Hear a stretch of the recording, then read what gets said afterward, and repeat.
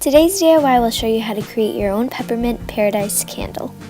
So the first thing you're going to do is take a hot glue gun and a wick and glue the wick down to the center of your jar. By the way, this candle doesn't have to be peppermint themed like mine. You can do anything that you want. But anyway, take some sort of hard tool, I'm using a spoon, and press down the metal part of the wick. Next, we need to stabilize the wick, so what I'm going to do is insert the wick into a straw to keep it standing up straight. And then I'm going to grab 2 colored pencils and use scotch tape to tape them together. And this will just hold the wick in center while it's kind of drying at the bottom. Now this next part is optional, but if you're looking to dye your wax, then you're going to use some crayons. I'm selecting red. And what you're going to do is create crayon shavings, and this will help dye the wax later to create any design that goes along with your theme.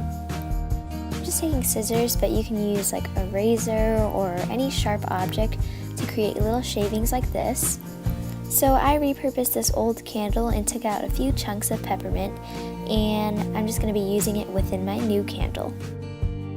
So for the second half of my candle, I'm going to be using Crisco, which is all vegetable shortening. And I know it may seem surprising, but this works great because of its consistency. So we're going to be taking a few scoops of that, and I'm just going to fill my jar up. I can't really tell you an exact amount, but yeah, I'm just going to be taking about like 6 or 7 tablespoons full. Yeah, I'm just going to guess. And now it's time to melt.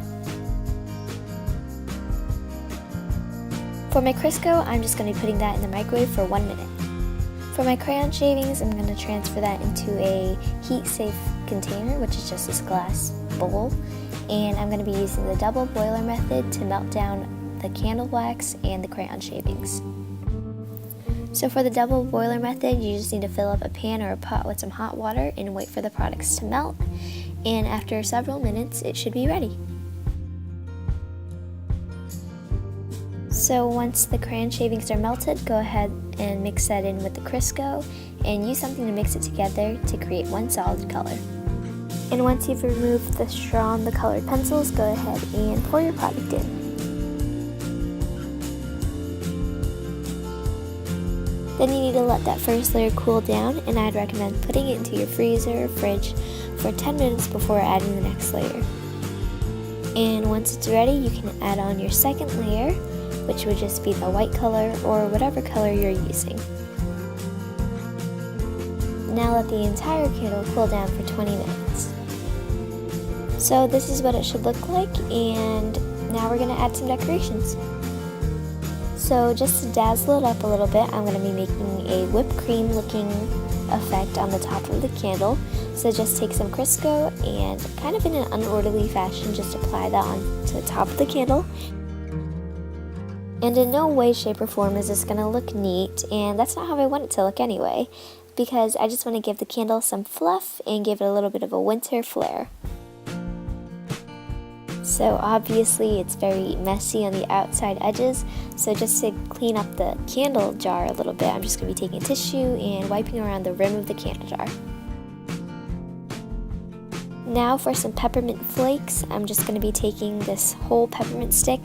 I couldn't find any of the candy canes because that would have been way easier, but I don't think they were in season yet, so yeah, I'm just going to take this and kind of scrape at it to make a bunch of little flakes for decorations after.